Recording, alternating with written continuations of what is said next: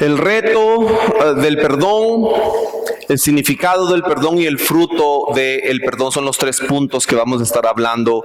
Hoy estamos hablando de justicia y misericordia. Justicia y misericordia son como el agua y el aceite. Hay muchos temas que discutir sobre de qué se trata la Biblia, pero sin importar qué denominación sea usted o qué religión sea usted, la Biblia se trata de 2 temas centrales: nuestra relación con Dios. Ese es como el centro del tema bíblico, nuestra relación con Dios, pero también nuestra relación con otras personas. Si usted revisa el Antiguo Testamento, Levítico, Números, Deuteronomio, todos esos libros parecieran aburridos, pero tratan sobre cómo relacionarnos con otras personas, con nuestro vecino, con nuestros papás, con nuestras esposas, con nuestros hijos. Dios está interesado en su relación con Él, pero yo me atrevería a decir que también está muy interesado en las relaciones que tenemos con otras personas. Y hoy lo vamos a ver en la Biblia. Algunas personas dicen equivocadamente: todos somos hijos de Dios. No. Todos somos criaturas de Dios. Los hijos son los que hacen caso, que creen y obedecen. Esos son los hijos. Todos fueron creados por Dios, sí, pero no todos son hijos de Dios. Dios los ama a todos, eso sí, invita a toda la gente. Y Dios está muy interesado en las relaciones que tiene su familia. Nosotros somos hijos de Dios y somos hermanos en Cristo Jesús. Y Dios está muy interesado en nuestras relaciones, cómo se relacionan los jóvenes, los esposos, los hijos, los papás aquí. Y lo vemos mucho en el Antiguo Testamento, en el Nuevo Testamento. Y las relaciones que tenemos entre nosotros son muy importantes. Cuando una persona en la calle nos insulta o nos ofende, uno se enoja, lleva una cólera, pero ya se da la vuelta, ya estuvo. Ya ni se acuerda porque usted no conoce a esa persona. ¿Qué importa? ¿Qué fue lo que le dijo? Pero no es lo mismo cuando tenemos problemas entre nosotros, entre la gente que sí conocemos. No es lo mismo que usted se pelee con el señor del ruletero y vaya a trabajar. Se sirve el café, ya estuvo. A que se agarre con su esposa antes de ir a trabajar. No es lo mismo. Porque hay una carga emocional. Porque las personas que están alrededor de nosotros nos importan. Y lo que nos dicen nos importa. Cuando nos dicen cosas buenas, nos sentimos animados. Y cuando nos dicen cosas malas, nos sentimos derrotados. Esto mismo pasa en las iglesias. En las iglesias tenemos problemas entre nosotros. Ya sea a propósito o sin haberlo querido, nos ofendemos aquí en la iglesia. Nos ofendemos. Escribiendo este mensaje, yo pude hacer una lista de por lo menos 5 o 6 personas a las que tengo que ir a pedirles perdón. Porque no les he hablado correctamente. El reto del perdón. En la Biblia hay una breve carta a un cristiano que muestra un camino inexplicable, un poco ilógico del Evangelio de Jesús.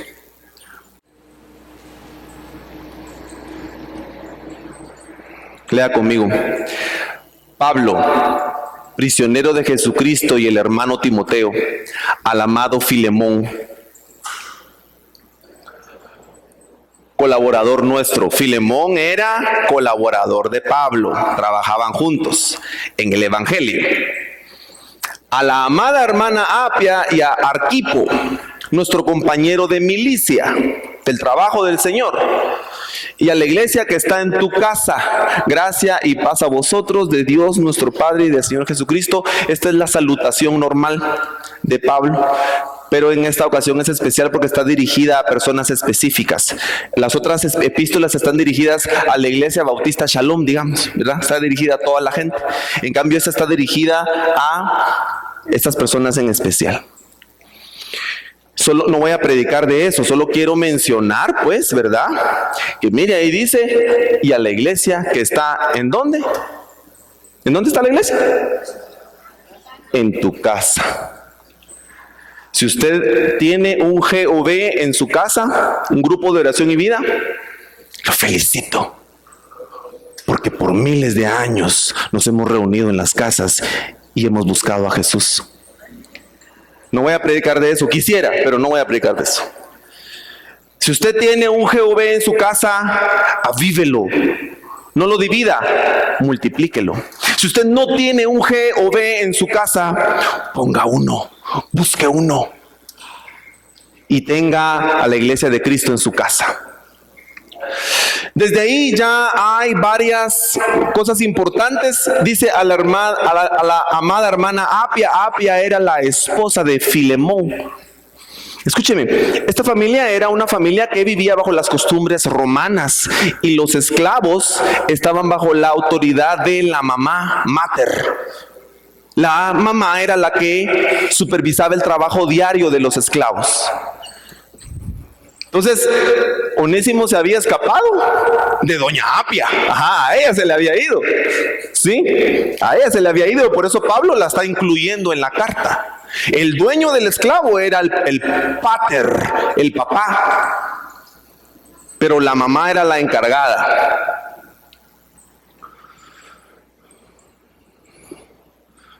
Doy gracia a mi Dios. ¿Está leyendo conmigo? ¿Sí? Doy gracia a mi Dios haciendo siempre memoria de ti en mis oraciones. Ore por el pastor. Ore por la esposa del pastor.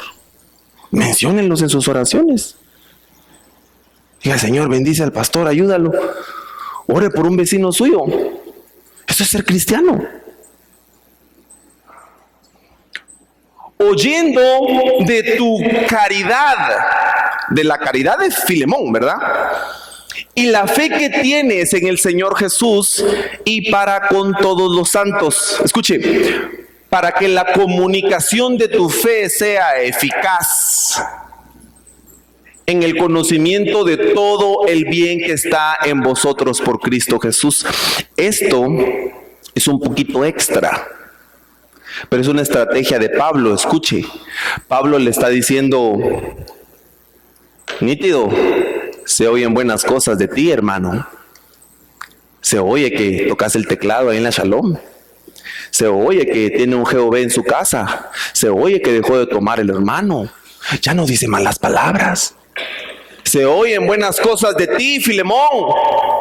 En la iglesia sirve el hermano. En la calle ha cambiado su testimonio. Pero esto es una estrategia de Pablo. Ajá. ¿Y será que así como es en la iglesia y así como anda en la calle, será que así sos también en tu casa, Filemón?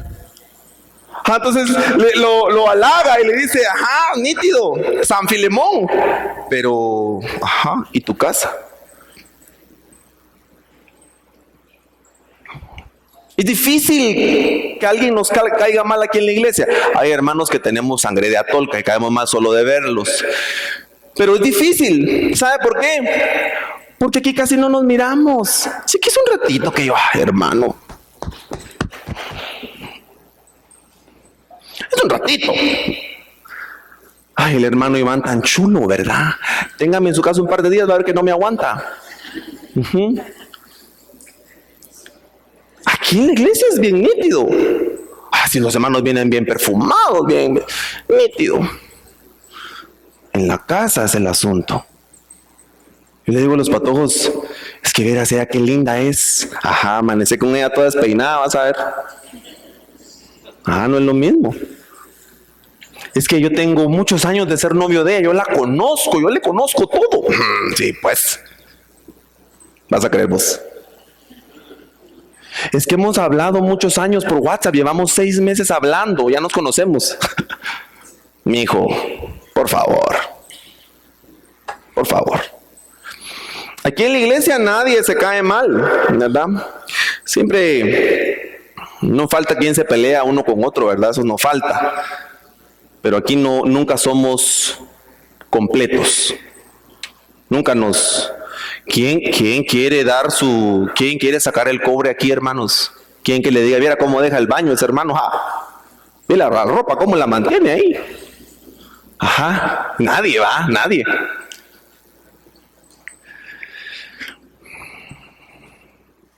Ay, el hermano aquí cuando hablan ni se oye porque así habla.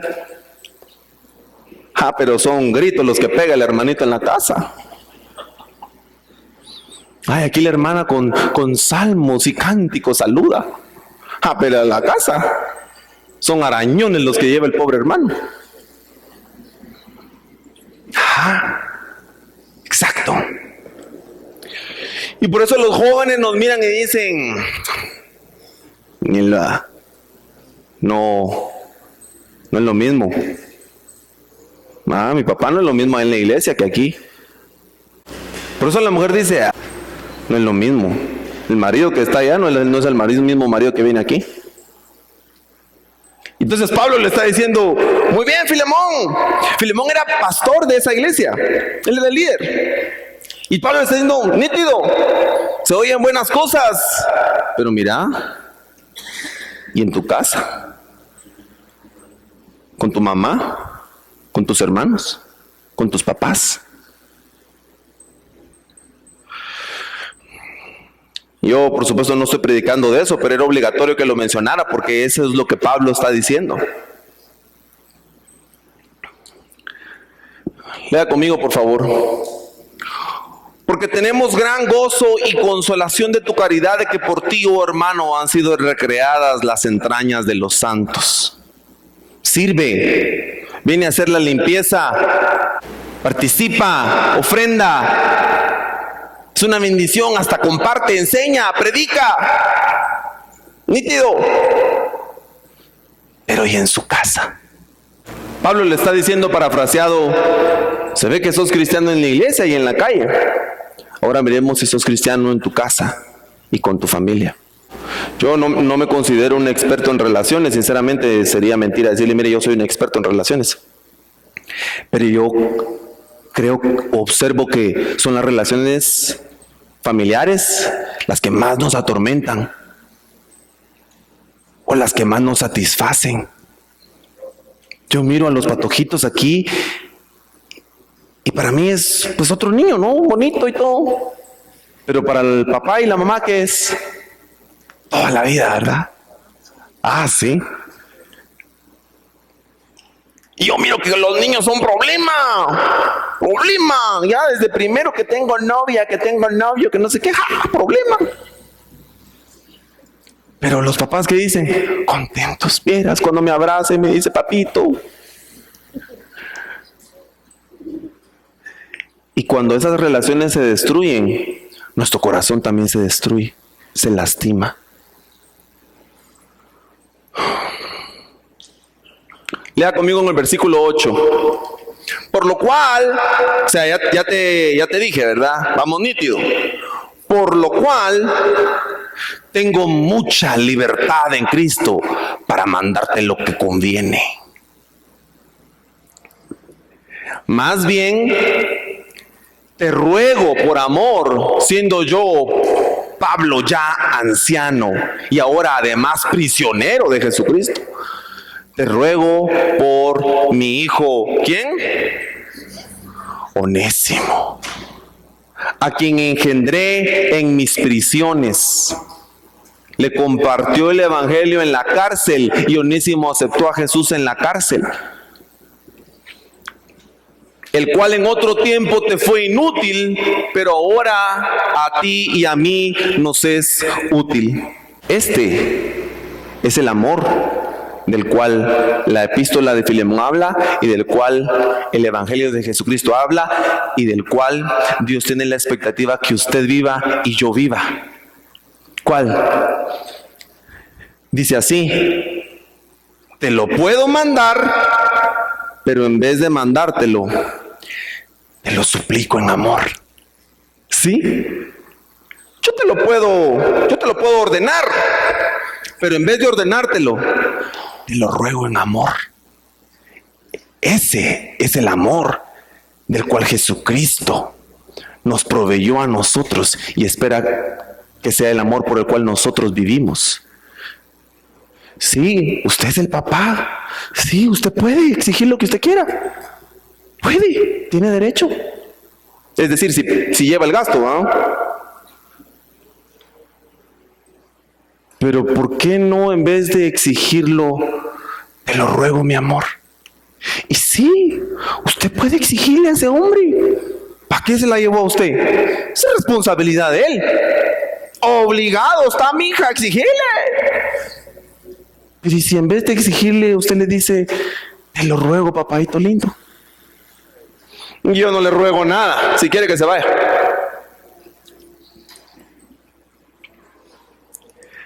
Más bien te ruego por amor, siendo yo Pablo viejo. Pablo le está diciendo, yo te compartí a vos a Jesús. Vos sos pastor ahora porque yo te traje a Jesús. Tenés paz y esperanza porque yo te invité al reino.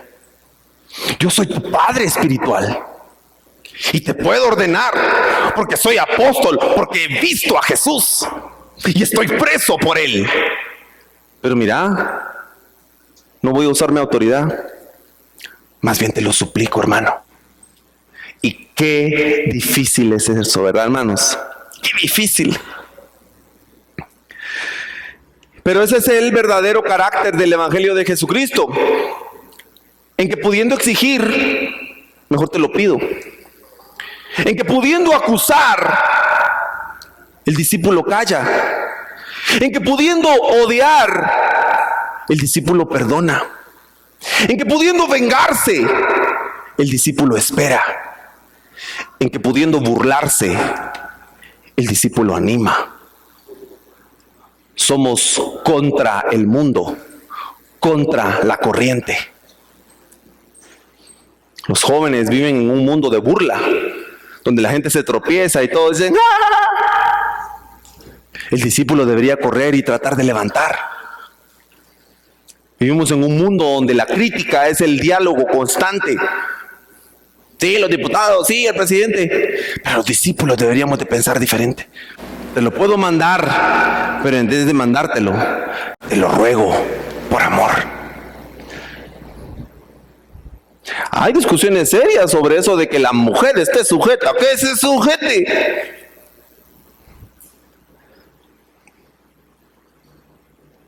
Pero yo creo que es mucho más importante el amor.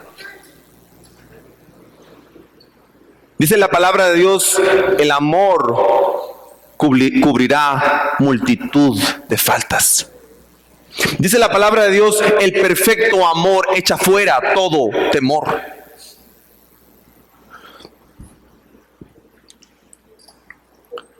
Y este asunto de te lo puedo mandar, pero te lo ruego, viene de Jesús mismo. No tenemos tiempo para leerlo, se lo voy a leer rápidamente, pero en Lucas 17:20, el Señor Jesús está orando, no lo busque, ahí está. Lucas 17:20, el Señor Jesús está orando al Padre. Y la oración es tremenda. Escuche, no pido solo por ellos, sino también por los que creerán en mí cuando escuchen su mensaje. Por usted y por mí. Jesús está orando por los 12 discípulos, pero oiga lo que dice, no te pido solo por ellos, sino por los que escuchen el mensaje. ¿Y quiénes somos esos? Nosotros, los 2000 años después, pero así viene la cosa. Te pido que se mantengan unidos entre ellos. Y que así como tú y yo estamos unidos, también ellos se mantengan unidos a nosotros. Y escuche esto, así la gente de este mundo creerá que tú me enviaste. Esto es importante. Es un poco largo lo demás, no sé si lo tenemos, aquí está. Esto es traducción al lenguaje actual, entonces los versículos están juntos. Yo les he dado a mis seguidores el mismo poder que tú me diste, dice el Señor Jesús, con el propósito de que se mantengan unidos. Fíjese, el poder de Jesús es para que nos mantengamos unidos. Para eso deberán permanecer unidos a mí como yo estoy unido a ti. Así la unidad entre ellos será perfecta y nuevamente los de este mundo entenderán que tú me enviaste y que los amas tanto como me amas a ti. Entonces, hermano, mire, la pregunta aquí es, ¿cómo va a ser el mundo para reconocer que Jesús es el Hijo de Dios? Porque al final de eso se trata esto, hermanos. De que el mundo reconozca a Jesús. Para eso estamos aquí, para eso es la iglesia. ¿Cómo el mundo va a reconocer que Jesús es el Hijo de Dios? Ahí van con los milagros, con los muertos que vamos a ir a levantar. Cuando se derrame aquí, entonces, no. Ahí dice, ¿cómo la gente va a encontrar a Jesús como su Salvador? A través de nuestra unidad. Aquí no dice que le vamos a dar de comer a 5,000 personas con 2 panes y 3 pescados. ¿Ha oído? ¿Ha oído la gente que le dice, ay, es que ahí no hay como un mover del Espíritu, hace falta el derramamiento? Sí, disculpa, hermano o hermana, pero aquí el milagro es que nosotros estemos unidos. Es que si ahí hubieran milagros y descendiera fuego del cielo, desciende, hermano, y la gente no se convierte. ¿Acaso no Jesús le dio de comer a 3,000 personas primero y luego otras 5,000? ¿Acaso en la parábola de Lázaro no le dice a Abraham, al hombre rico, aunque se levantara a alguien de los muertos no van a creer? Y así fue. Si la gente se entretiene con los milagros, ay, abrió los ojos, oyó, mira, y le creció un dedo, fíjate. Pero eso no convierte a la gente. Bueno, disculpe, yo por supuesto no estoy diciendo que los milagros no sirven. Nítido. Yo recibo milagros y pido milagros. Pero los milagros no son para evangelizar, hermano. La gente no se evangeliza con milagros. Por más que usted ponga coritos en su casa, no se va a convertir la gente. La gente se va a convertir a través de ver a Carlos Martínez yendo a la casa de Héctor, verlos cómo se sientan, cómo abren sus Biblias y cómo estudian la palabra de Dios. La gente se va a convertir cuando mire a los líderes de jóvenes yendo de casa en casa, pasando horas de horas, gozándose y teniendo comunión unos con otros, sin cigarros y sin cerveza. La gente se va a convertir cuando mire cómo el esposo shalomita trata a su esposa shalomita con primor y con cuidado, como un vaso frágil. Y los inconversos van a decir, yo quiero eso. Eso que ellos tienen, yo lo quiero. ¿Qué tienen ellos? Sin rayos, sin relámpagos, hermano, sino en la manera en que nosotros nos tratamos. Ese es el milagro. Por eso es que es tan importante. Amor y unión son entonces las metas del Evangelio. Para eso es el Evangelio. Amor en su casa, unión en su casa, amor en esta iglesia, unión en esta iglesia. ¿Y cómo cuesta con algunos de nosotros, hermanos? ¿Cómo cuesta? Es cuando las hermanas del grupo de oración están juntas y se hablan de manera transparente. Es cuando las otras mujeres se dan cuenta que ahí no hay chismes ni habladurías y dicen, esta iglesia es diferente. Aquí las cosas se hablan claras. No tenemos dobleces. Qué linda iglesia, hermanos, esa, donde pudiéramos decirnos las cosas con claridad. El significado del perdón. Dice, Onésimo, el cual vuelvo a enviarte. Tú pues recíbele como a mí mismo. Yo quisiera retenerle conmigo para que en lugar tuyo me sirviese en mis prisiones por el Evangelio. pero nada quise hacer sin tu consentimiento, para que tu favor no fuese como por necesidad, sino voluntariamente. Escúcheme, hermano, voy a ser bien rápido con eso, no estoy dando clase de historia, pero se piensa, algunos historiadores piensan que habían más o menos 3 millones de esclavos en aquel momento en Italia. 3 millones de esclavos. Y entonces los romanos se mantenían con el temor de que hubiera una revuelta, ¿verdad? Si en cada casa habían 5, 15, 20 esclavos, ¿verdad? A ver qué pelotones de motines detiene esa gran catizumbal de gente. No se detiene. Ya a este momento ya había habido una revuelta de esclavos. Ya se habían levantado los esclavos y habían hecho una gran matazón. Entonces los romanos tenían constantemente el temor de una revuelta de esclavos. Y entonces los castigos para los esclavos eran terribles. Les cortaban la mano, los tiraban con las bestias, los crucificaban por nada, pero por nada. Hay escritos, hay algunos documentos, por botar un plato, por romper un vaso, a los chuchos. Y por escaparse. ¿Qué? El amo romano no era que trabajaban, no era un trabajo, eran esclavos. Entonces usted compraba un esclavo y ese esclavo era suyo. Usted lo podía matar, lo podía freír, usted quisiera. Hay algunas historias sobre cómo los esclavos eran abusados sexualmente, las esclavas eran abusadas sexualmente por sus amos. Por supuesto que había de todo, habían esclavos que eran doctores y eran educados y de todas maneras eran esclavos. Habían esclavos que hacían negocio, pero el dinero que ganaban era de sus amos, ¿verdad? Pero un esclavo que se había ido huyendo era muerto en el momento. No, eso no servía. Un esclavo que se oía no servía porque era un esclavo rebelde. Lo que le correspondía a Filemón, según la costumbre romana, era matar a Onésimo. Y el MP, no había eso, hermano. Esa cosa de los derechos humanos, eso lo acaban de inventar, eso no había. Por esa razón los romanos, los esclavos eran castigados muy duramente. A la verdad no sabemos con exactitud qué fue la falta de Onésimo. Sabemos que se fue huyendo, pero no sabemos por qué. Algunas personas piensan que se había robado dinero. La Biblia no lo dice. No quiero que vaya a su casa y diga, ay, ese hermano tan mentiroso, aquí no dice. Por eso, no dice. Algunos estudiosos piensan que se había robado dinero, pero no lo dice. Vaya, ¿y qué tal si a él lo maltrataban? La cosa es que él se fue huyendo.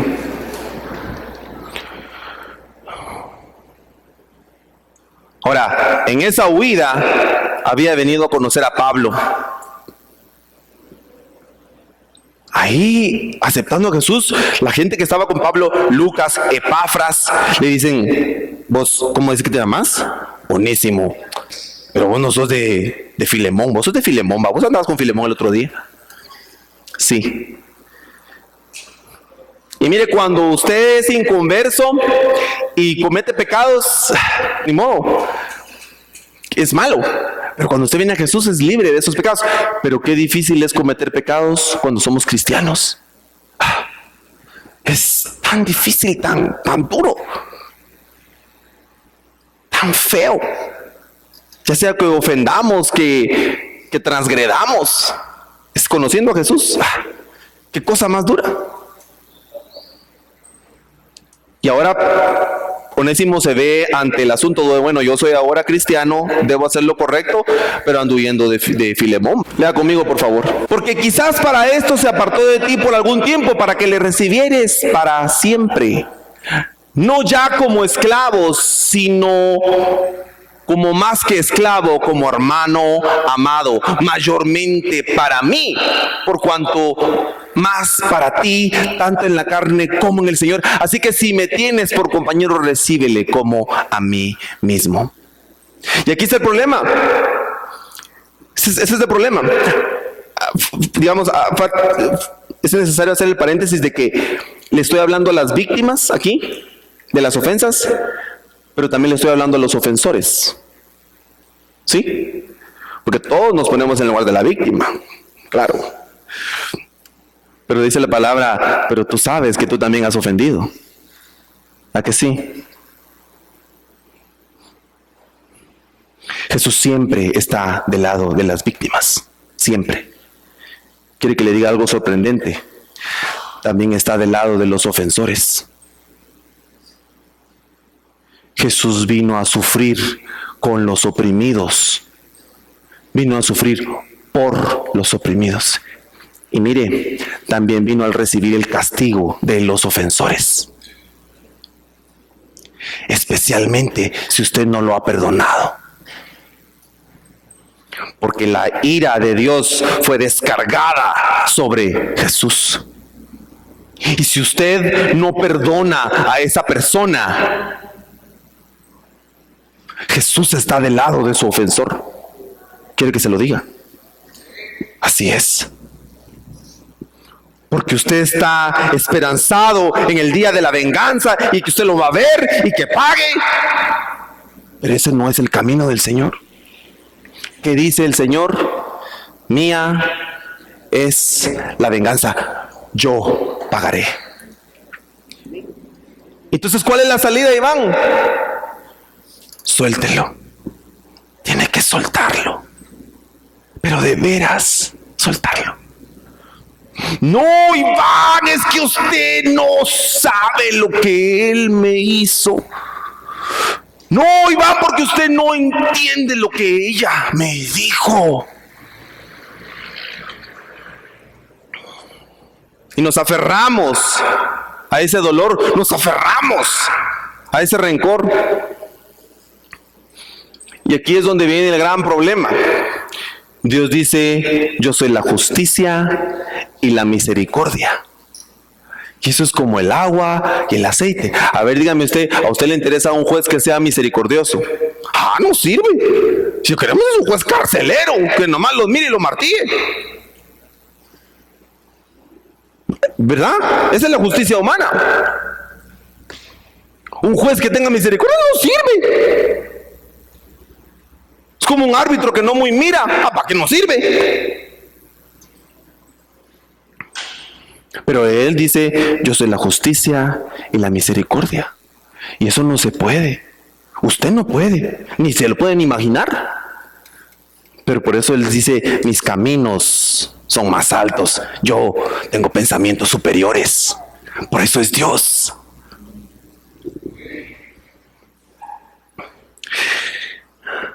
Aquí ve usted cosas aplastantes. Dice la Biblia,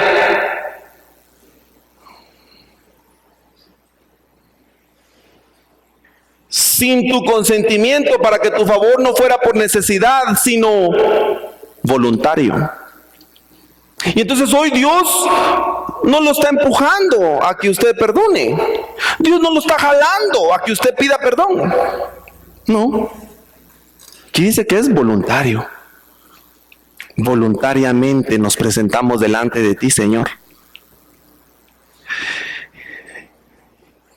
Y dice la palabra de Dios, escuche, Salmo 32:9. Salmo 32:8 es lindo.